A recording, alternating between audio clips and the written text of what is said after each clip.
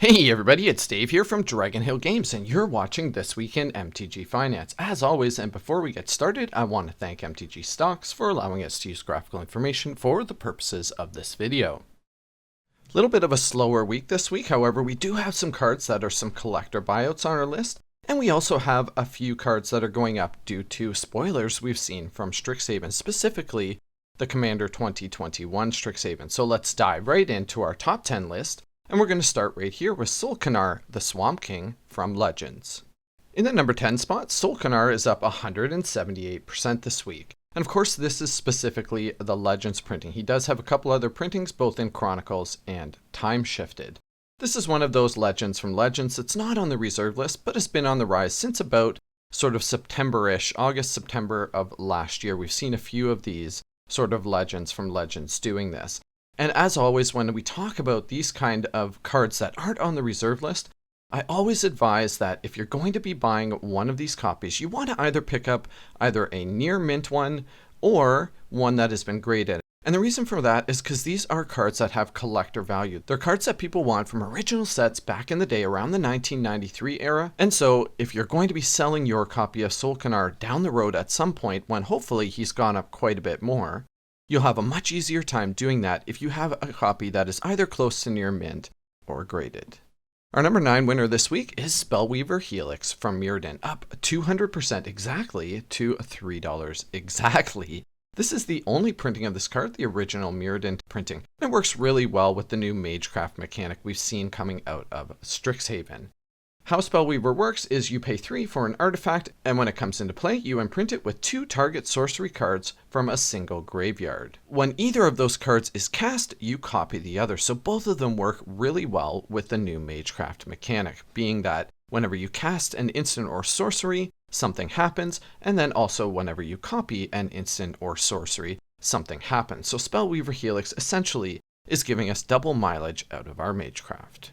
Moving right along, and in the number 8 spot this week, we have Aladdin's Lamp from Arabian Nights, up 203% to almost $240. Of course, this is the original printing of Aladdin's Lamp, and for the same reasons as Solkanar, the Swamp King we saw in the number 10 spot, we want to be looking for near mint and or graded copies of this card if you're planning on buying and holding them. It does have a couple additional printings, both in 4th edition and revised. We all know Aladdin's Lamp. It's a 10 mana cost artifact, and you pay X instead of drawing a card from the top of your library. Instead, you draw X cards and choose one of them, put it in your hand, shuffle the rest back into your library. Not a card that we see appearing in a lot of decks. However, it's always fun to see these high mana cost, sort of overpowered artifacts from back in the day. And here we have our first appearance from the reserve list this week. In the number 7 spot, we have Island of Whack Whack from Arabian Nights. It's so much fun just saying that name, Whack Whack. At $1,027, this is up another 213% this week. Not really a very useful land, and it doesn't really appear in many decks over on EDH Rec. We can simply tap the island to have target flying creature's power reduced to 0. And I'm sure that most of this price is driven by the fact that A, it's on a reserve list, and B, it's from Arabian Nights, which is so hard to find these days. In the number 6 spot this week, and also up 213%, we have another collector-driven card, and of course that's Moorish Cavalry, version 2 from Arabian Nights. Arabian Nights was one of those sets that had multiple versions of the same card, generally different artwork. And here we also have version 1 being worth around $9.50. It also had a time spiral printing if you're interested in picking one up for around a quarter. Again, here we have another collector-driven card. Its current value is around $14. Breaking into the top 5 this week, we have Mind Bomb, specifically the dark printing, at $47.25. This is up 248% this week. Of note, it has a couple other printings, both 5th and 4th edition. You can get those for around a quarter should you want one for your collection. Mind Bomb's an interesting card. It's one of those direct damage spells for blue, and that's not something that traditionally blue is known for. For just 1 blue mana at sorcery speed, Mind Bomb deals 3 damage to each player. Now, any player may discard up to 3 cards, and for each card discarded this way, you prevent 1 damage from Mind Bomb. Likely this is on the move this week because this is the original printing, so a sort of collector-driven buyout. However, it does actually play fairly well into the new Magecraft mechanic. At $7.70, our number 4 winner is up 248% this week, and that's Bomb Squad, a rare from Odyssey. Note this is not a reserve list card. I'm actually kind of surprised that this card didn't get a bit more of a price bump when we saw things like Magda Brazen Outlaw from Kaldheim spoiled. A lot of the dwarfs were on the rise then.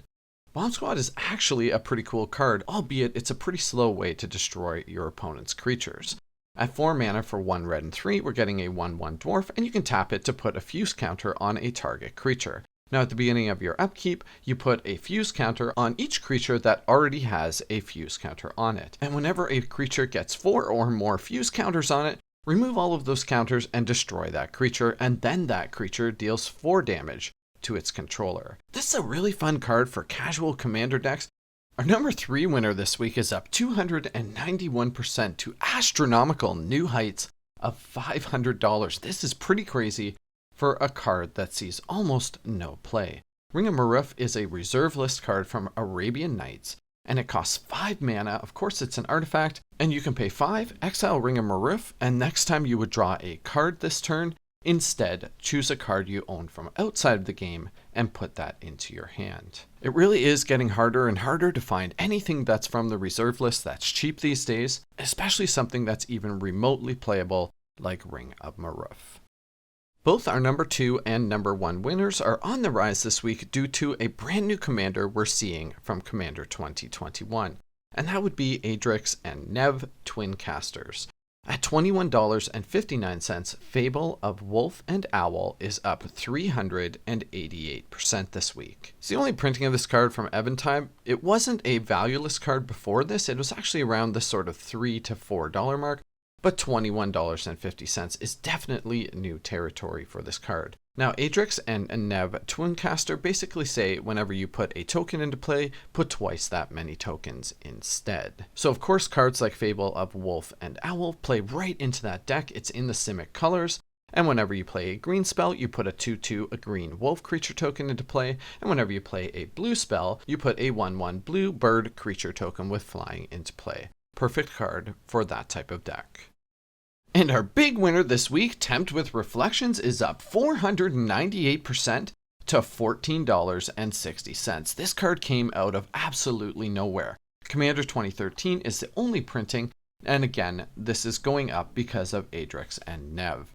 For 4 mana, we get a sorcery, and it has Tempting Offer. You choose a creature you control and put a token onto the battlefield that's a copy of that creature.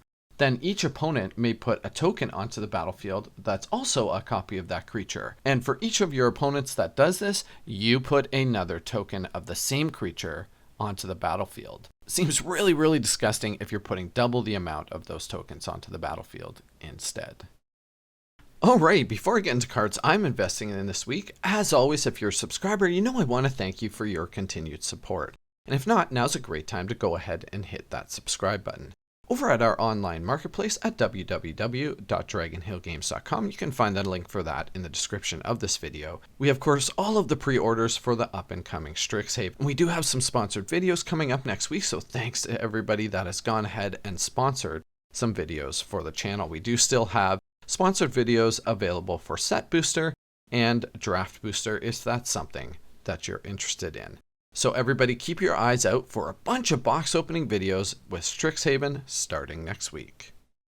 The first card I have on my list this week is Kiki-Jiki Mirror Breaker, specifically the new Time Spiral Remastered printing with this old border. At $14.80, this is actually the cheapest version of this card, and by far. Another important thing to note is that this is the only other printing of the original art of Kiki-Jiki, and it's the only printing with this old style border. At very least, I expect this card to play catch up with all of the other printings, but I wouldn't be surprised to see something like this copy of Kiki-Jiki being the highest, or definitely one of the highest valued versions of this card.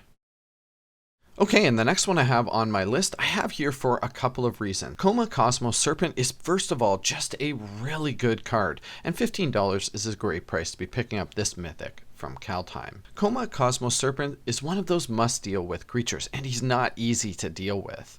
You kind of have to hit him up the turn he comes into play. If you don't, the game can very quickly get out of control.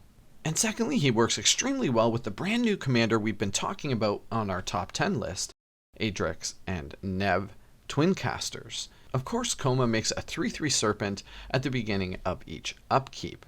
And if you're playing Adrix as your commander, you're going to be seeing a lot of serpents enter the battlefield on your side. And last but not least, we have our speculation play for the week. That's right, it's Awakening Zone from Double Masters. There's a few reasons why I've chosen this for our spec play for this week. First of all, it's only $2.40, so there's quite a bit of disparity between all of the other printings. And of course, there's always that. Eventually, this will play catch up.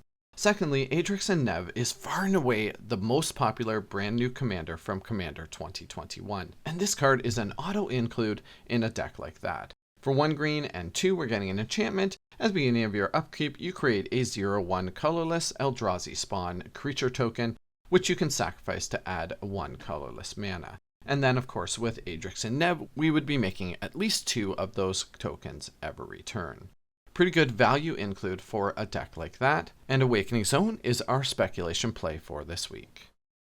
Alright, well, I really hope you enjoyed this episode of This Week in MTG Finance. If you did, go ahead and smash that like button. It really helps me out. And we'll see you next week for all sorts of awesome Strixhaven box opening videos. Bye for now.